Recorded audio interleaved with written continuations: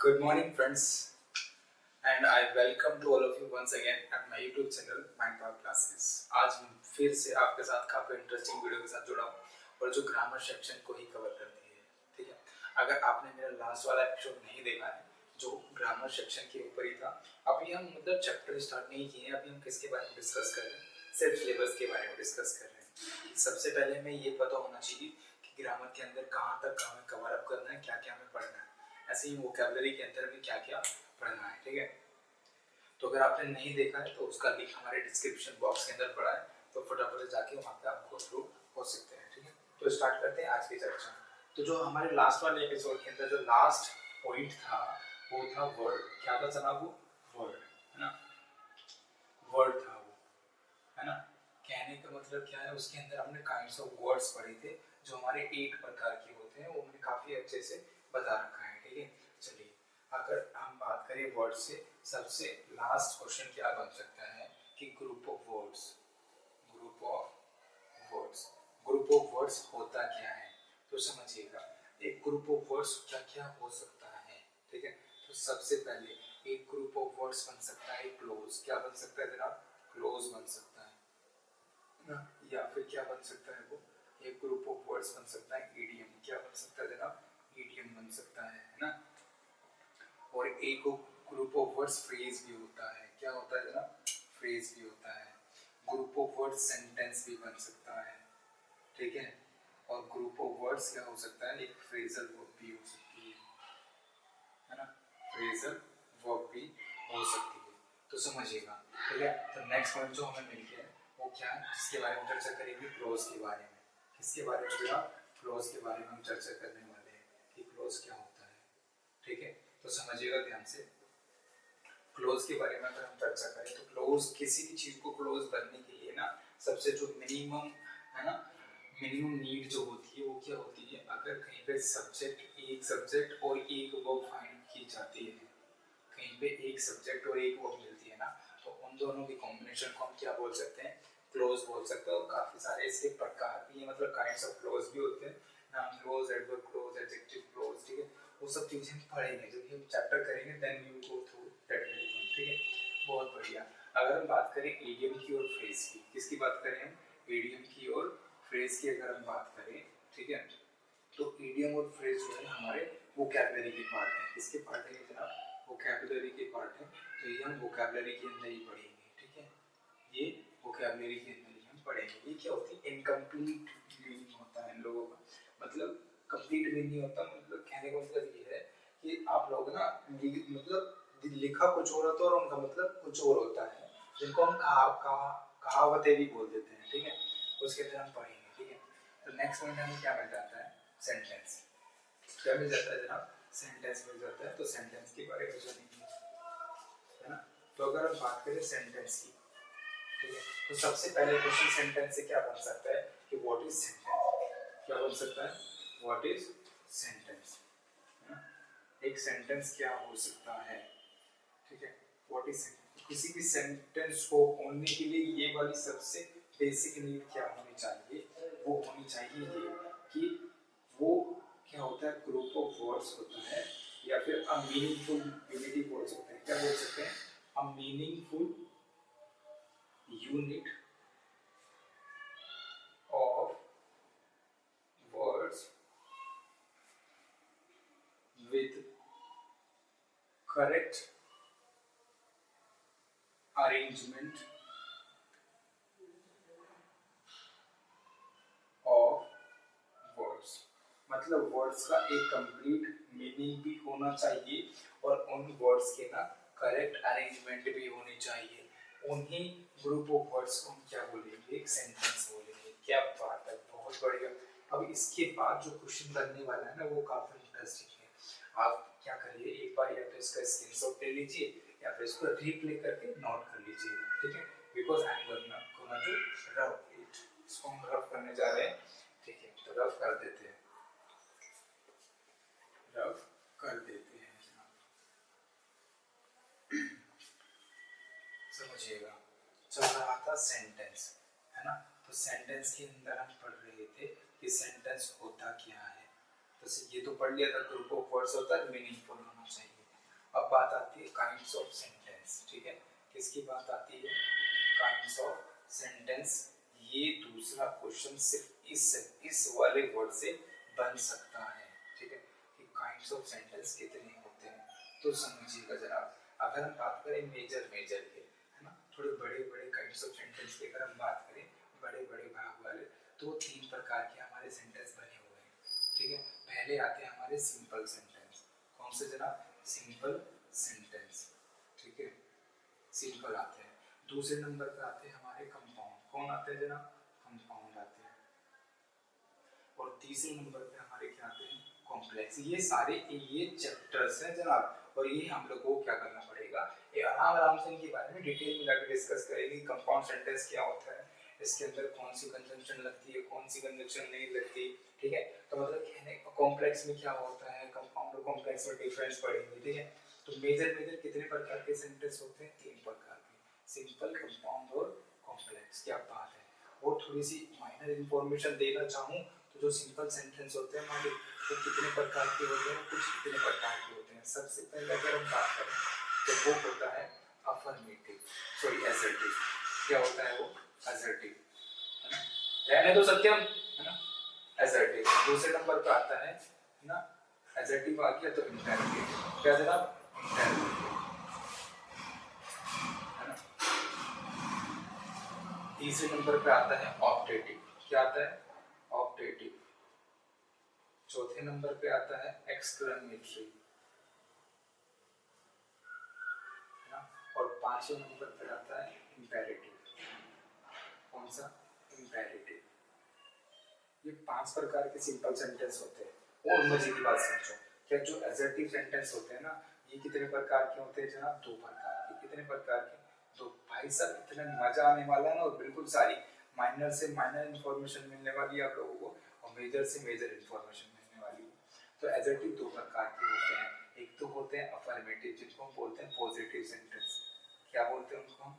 Positive sentence बोलते हैं, है ना। दूसरे होते हैं नेगेटिव, ठीक है, बहुत बढ़िया। ऐसे ही जो इंटेरोगेटिव होते हैं, ये भी हमारे कितने प्रकार के होते हैं जनाब? 2 प्रकार के, है ना।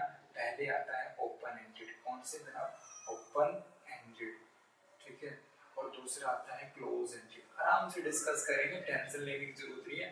अगर जहाँ सी भी दुनिया का ऐसा कोई सेंटेंस नहीं छोड़ूंगा जिसको आप इंग्लिश में ट्रांसलेट ना कर पाओ और इंग्लिश से हिंदी में ट्रांसलेट ना कर पाओ। कोई भी ऐसा कंसेप्ट नहीं छोड़ूंगा जो आपको इंग्लिश ग्रामर के बारे में नहीं पता है। विद प्रैक्टिस, ये हमारी क्या है, आप लोगों से वादा है, ठीक है। अच्छा, आप एक बार क्या कीजिएगा, इनका स्क्रीनशॉट ले लीजिएगा। अच्छा, थोड़ा थोड़ा अगर मैं बता दूं इनके बारे में कि ऑब्जेक्टिव सेंटेंस कौन से होते हैं, एक्सक्लेमेटरी कौन से होते हैं, इंपेरेटिव कौन से होते हैं। तो जो ऑब्जेक्टिव सेंटेंस होते हैं ना, इनके अंदर हम किसी से क्या करते हैं? विश या प्रे। क्या करते हैं?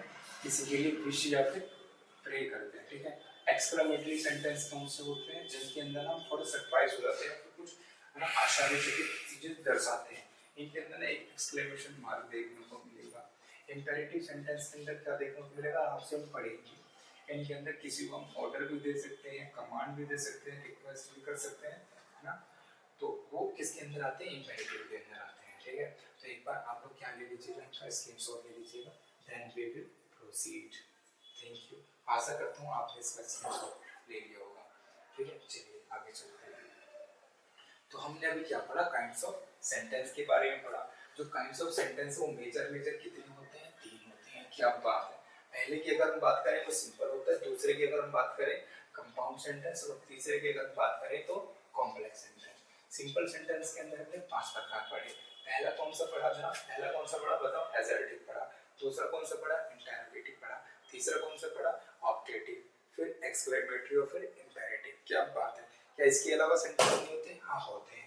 तो आपको नहीं बता रहे तो भाई बता तो रहे, ध्यान से देखो तो भाई, है ना। फिर हमारे ना थोड़े से अलग प्रकार के सेंटेंस आ जाते हैं, जिनको हमें बड़े ही मतलब उनके थोड़े से अलग मेथड्स और अलग रूल्स होते हैं, आराम से समझ करेंगे। कौन सा? जैसे जिनको बोलते हैं कंडीशनल सेंटेंस। कौन सा जनाब? कंडीशनल सेंटेंस होते हैं हमारे कुछ ग्रामर के अंदर, है ना। और ये काफी अच्छा, यहाँ से काफी अच्छे क्वेश्चन बनते हैं और एरर के अंदर भी बनते हैं, ठीक है। अब ये कंडीशनल सेंटेंस क्या है? ओए होए कितना अच्छी बात आ गई।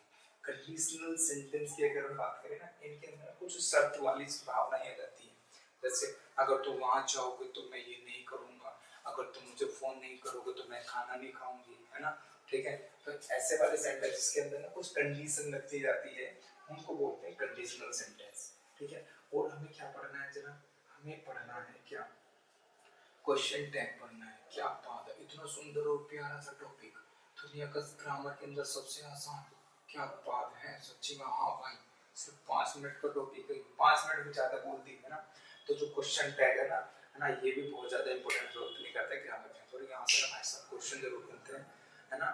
और आप एग्जाम्स में चेक कर सकते हैं अगर मैं जरा सी बात झूठ बोल रहा हूँ। ठीक है, प्रीवियस एग्जाम्स देख लीजिए, क्वेश्चन टैग भी बनते हैं। ठीक है, अच्छा फिर हमें क्या पढ़ना है ना, कंडीशनल हो गया, और हमें पढ़ने हैं इमेजिनरी सेंटेंस। कौन सा जनाब, इमेजिनरी, है ना, इमेजिनरी सेंटेंस। तो इमेजिनरी सेंटेंस के अंदर हम किसी को क्या करते हैं, कल्पना करते हैं कि काश मैं पक्षी होता तो आसमान में उड़ता, काश मैं अमेरिका का राष्ट्रपति होता तो क्या होता भाई बताओ, कुछ ना होता, जहाज खड़े नहीं होते हैं। बहुत बढ़िया, है ना। तो इमेजिनरी सेंटेंस की अगर बात करें ये पे पढ़ना, ठीक है। और क्या पढ़ना है हमें ग्रामर के अंदर, क्या बात है, ये तो सबसे इम्पोर्टेंट है जनाब, नरेशन, है ना। नरेशन, इसको कैसे बोल सकते हैं, ये तो ग्रामर की क्या है भैया, यहाँ से क्वेश्चन बनने, ये तो फिक्स होता है 2 नंबर का क्वेश्चन बनेगा ही बनेगा। ठीक है, 8वां पॉइंट क्या आता है हमारा, बताएगा कोई, वो होता है जनाब वॉइस। क्या होता है वो, वॉइस। वॉइस माने तो आवाज होता है भाई, इनको ना एक दूसरे नाम से जानते हैं, active voice and passive voice, है ना, एक्टिव एंड पेसिव वॉइस। ऐसे नरेशन को क्या बोलते हैं, डायरेक्ट और इनडायरेक्ट स्पीच, डायरेक्ट और इनडायरेक्ट स्पीच, और लगाएंगे, ठीक है, डायरेक्ट और इनडायरेक्ट स्पीच, और वो किसके अंदर आती है, नरेशन। एक बार फटाफट से इनका स्क्रीनशॉट ले लीजिए, आगे चलते हैं, शायद ले लिया होगा, तो चलते हैं आगे। अब चर्चा किसकी होगी, तो भैया उसी की होगी जो पढ़ेगा और जिसका सिलेक्शन होगा, है ना। और सिलेक्शन लेने के लिए हमें पढ़ना पड़ेगा, और पढ़ाई शॉर्ट वीडियो से हो नहीं सकती, तो लॉन्ग वीडियोस देखनी पड़ेगी। तो अगर चाहते हो कि शॉर्ट वीडियो से कुछ होगा तो भैया उम्मीद छोड़ दो, ठीक है। बहुत बढ़िया, अगर आप सीरियस स्टूडेंट है, सीरियस एस्पिरेंट है ना, तो आपको लॉन्ग वीडियोस देखनी ही होगी, उसी से कुछ बेनिफिट मिल सकता है। बहुत बढ़िया, ठीक है। अब आता है हमारा किसका पार्ट, वोकैबुलरी का। वोकैबुलरी की अगर हम बात करें, वोकैबुलरी के अंदर किसकी चीज से गो थ्रू होना है ना, ये बात भी बहुत अच्छी है, ठीक है। क्या बात है, तो वोकैबुलरी के अंदर सबसे सबसे पहली बात जो आती है, जो हम पढ़ेंगे, वो है one word substitution, one word substitution. और इसके तो बहुत सारे क्या डले हुए हैं, सेशन डले हुए हैं हमारे यूट्यूब चैनल पर, और ट्रिक के साथ डले भी हुए हैं, ठीक है। विद गारंटी आपको लर्न कराएगी ये सारी चीजें, ठीक है। नेक्स्ट पॉइंट की अगर हम बात करें, किसकी बात करें, नेक्स्ट पॉइंट की अगर हम बात करें, तो नेक्स्ट पॉइंट हमें क्या पढ़ना है, सिनोनिम्स पढ़ना है। क्या पढ़ना है जनाब, सिनोनिम्स पढ़ने हैं, ठीक है। दूसरा पॉइंट हमें क्या पढ़ना है, एंटोनिम। क्या पढ़ना है, एंटोनिम्स पढ़ने हैं, एंटोनिम्स, है ना। एक और खास बात बता देता हूँ, किसी भी वर्ड का चाहे सिनोनिम जोड़ लो, चाहे क्या ढूंढ लो, एंटोनिम जोड़ लो, इन दोनों का ना पार्ट ऑफ स्पीच क्या होता है, सेम होता है।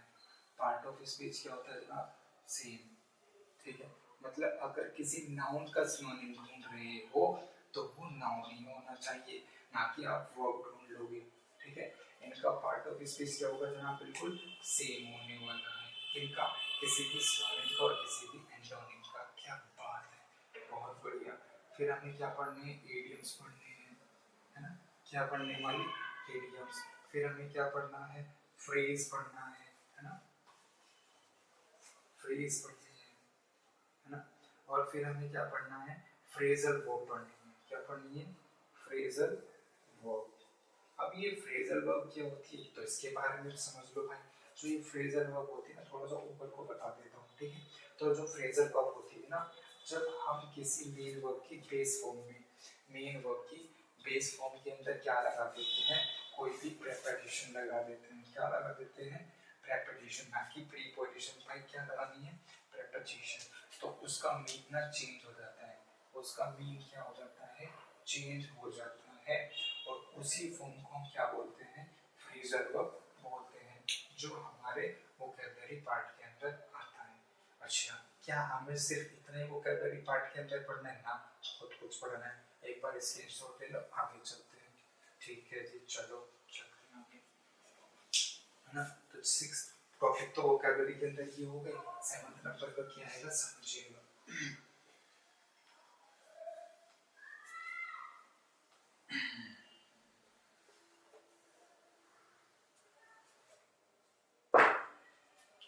सेवंथ पे आते हैं हमारे होमोफोन्स। कौन आते हैं जनाब, होमोफोन्स, ठीक है।